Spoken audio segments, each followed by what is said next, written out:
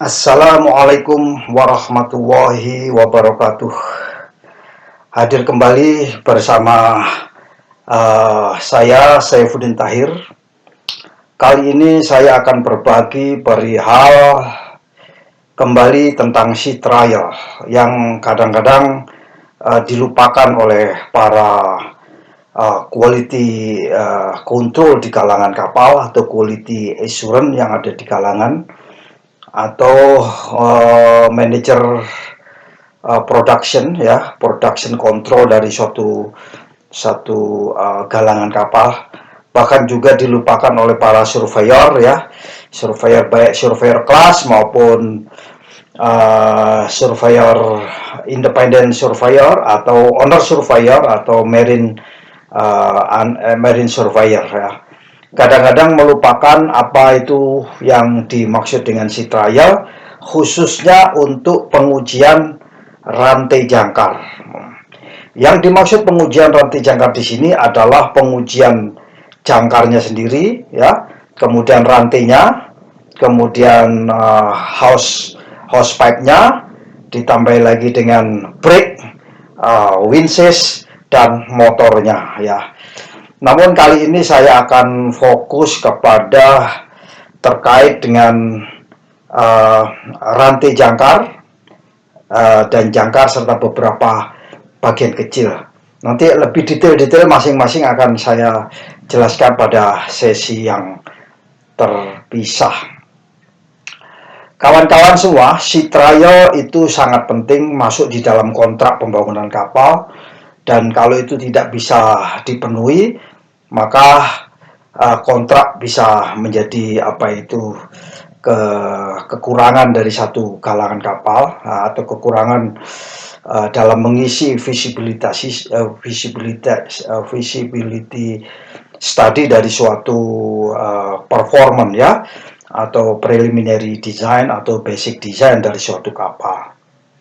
Nah, sekarang kita akan menginjak ke suatu tes namanya Ancor test. Ancor itu jangkar, kemudian ini sebenarnya yang dimaksud itu including di sini chain ya, chain. Makanya ancor chain, ancor chain. Ini adalah satu kesatuan ya, satu kesatuan karena dihitung oleh kelas biasanya. Suatu kapal minimum mempunyai angka Z tersendiri, equipment number, kemudian ketemu dimension daripada jangkar dan rantai jangkar. Nah, ini kita sudah lewat di sini, sehingga kapal ini anggap sudah selesai dibangun. Dan setelah bisa dibangun, kapal ini memiliki dimension. Ya. Kalau dia kapal itu kapal baru, tidak perlu lagi diukur lagi karena biasanya sudah sesuai dengan annex to order ya. Ingat di sini ada namanya annex to order ya. Annex to order. Nah, ini kalau orang galangan biasanya sudah paham tentang annex to order ini. Nah, kalau untuk kapal-kapal repair, maka ini perlu diukur kembali. Kalau di kapal namanya digelar ya, digelar di galangan kapal. Jadi dari digelar sampai dengan per segel begini. Nah, ini segel 1, segel 2, segel 3, segel 4 ya. Dan selanjutnya. Ya, itu namanya digelar. Nanti masing-masing ini ada penghubung ya, penghubung. Nah, setiap ukuran ini diukur dimensinya dan direcord ya, menghasilkan satu record. Nah, masing-masing ada recordnya. Nah, berapa diameternya atau ada deformasi apa enggak. Nah, yang mengalami pengururan diameter sama mengalami deformasi biasanya diminta diganti baru. Nah, ini namanya pada saat pengetesan yang ada di galangan kapal. Biasanya pada saat pengetesan di galangan ini juga bisa dilakukan untuk winch ya, kemampuan daripada winch. Jadi di sini ada winch. Ini winch kiri kanan ya biasanya. Ini dites juga, di galangan juga dites, di berthing pada saat dia sandar juga dilakukan dites. Kemudian kapal biasanya setelah proses launching ya, setelah launching peluncuran, maka kapal didiamkan pada suatu lokasi tertentu, biasanya diambil untuk pengujian rantai jangkar ini. Ambil kira-kira kedalaman lebih dari 80 meter ya, dari seabed ini sampai di permukaan air, ambil kira-kira jaraknya, ambil yang 80 meter ke atas.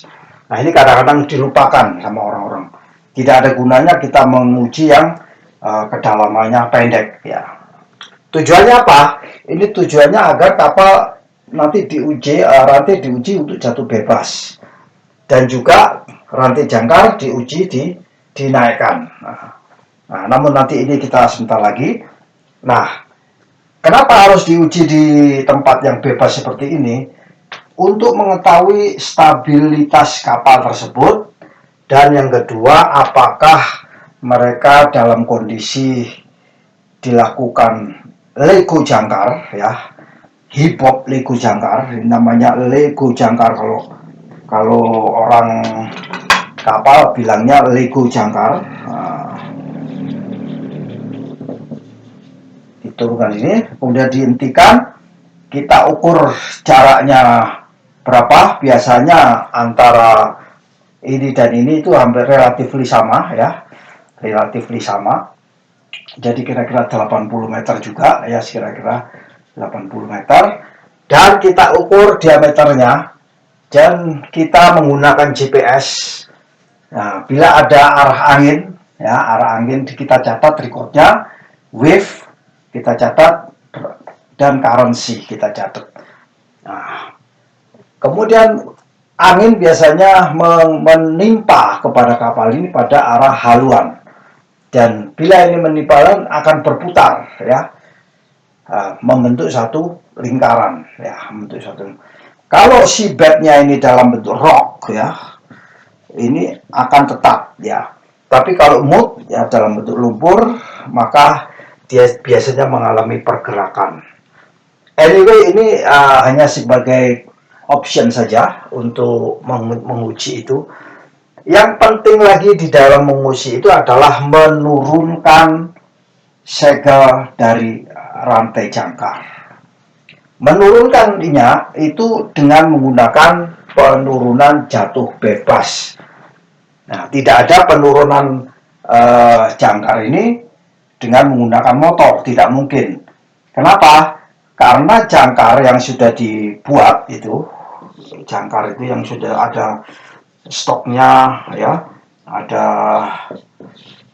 bentuk krunnya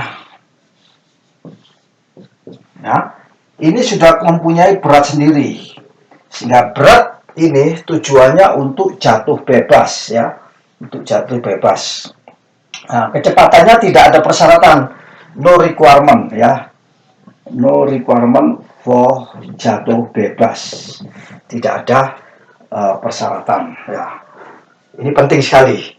Nah, yang lebih penting lagi, pada saat dia dinaikkan, maka kemampuan winch yang tadi diperiksa di sini dan di sini, ini diperiksa ya, diperiksa.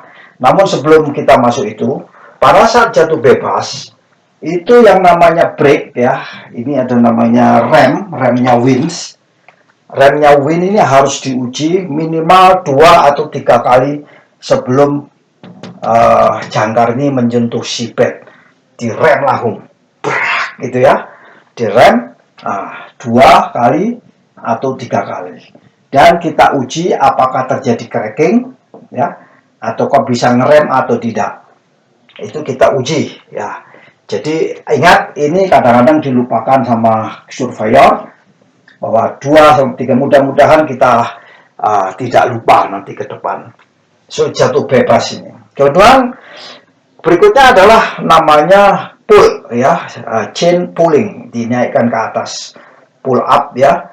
Nah, ini harus diukur per segel, ya. Misalnya dinaikkan per segel berapa menit. Oh, segel pertama sekian X menit. Segel kedua Y menit. Segel ketiga sampai segel Z. Dihitung berapa menit kemampuannya. Dan ini harus dilaporkan di dalam report dari galangan kapal, ya. Ini harus dilaporkan untuk mengangkat itu. Nah, ketentuannya apa? Ketentuannya setiap segel tidak boleh lebih dari 9 menit. Ini tidak boleh. No. Harusnya setiap segel adalah kurang dari, ini adalah not comply. Yang benar adalah 9 meter per menit. Ini comply. Jadi kalau kita ngangkatnya itu 9 meter, 1 menitnya harus ada waktu 19 per menit. 9 meter, apakah 1 menit 9 meter atau tidak? Sama itu 9 meter atau tidak? Nah, kalau dia lebih dari, kalau lebih dari 9 meter artinya comply, ya. Kalau ini artinya comply. 9 meter comply. Nah, kalau kurang dari 9 meter, 9 meter per menit, itu tidak comply. Tidak comply. Jadi kita sudah tahu, ya, serangkaian pengujian dari Anchor Test, dan itu dimasukkan dalam report sea trial. Nah, inilah yang dipakai untuk laporan docking. Salah satunya adalah ini. Demikianlah bapak-bapak, kawan-kawan, para santri, para praktisi maritim, para pemilik kapal, kapten kapal, para DPA, para marine superintendent, owner surveyor, atau class surveyor, atau independent marine surveyor. Semoga ilmu yang sederhana dan singkat ini bisa bermanfaat bagi kita semua. Wallahul muwaffiq ila aqwamit thoriq. Wassalamualaikum warahmatullahi wabarakatuh.